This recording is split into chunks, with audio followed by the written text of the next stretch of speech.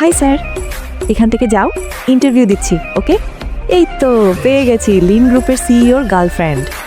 আরে আরে ভুল করছেন, আমি ওনার গার্লফ্রেন্ড না। শেষ হয়েছে আপনাদের ফটো সেশন, এখন যান, রাস্তা ছাড়ুন।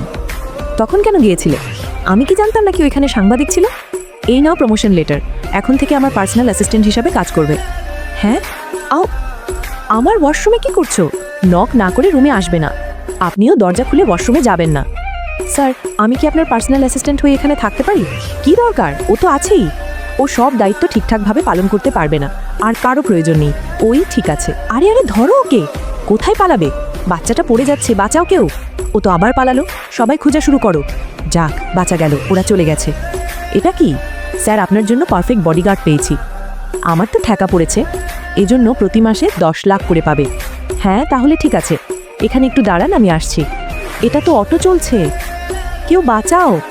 উফ, কি করছেন? আরে জেনি, এটা কি? শেষমেশ তুমি একটা পঙ্গু ছেলেকে বয়ফ্রেন্ড বানিয়েছো। তাতে তোমাদের কি? না, উপহার কার্ড, এটা কাজে লাগবে দরকারে। আমার বয়ফ্রেন্ডকে ভিখারি মনে হয়? তোমাদেরকে 2 মিনিটে কিনে ফেলতে পারবে। তাতে কি, পঙ্গু তো পঙ্গুই হয়। আমার বয়ফ্রেন্ড তোমার বয়ফ্রেন্ডের মতো অন্য মেয়েকে পছন্দ করে না। পার্টিতে ওকে নিয়ে এসেছো দেখছি।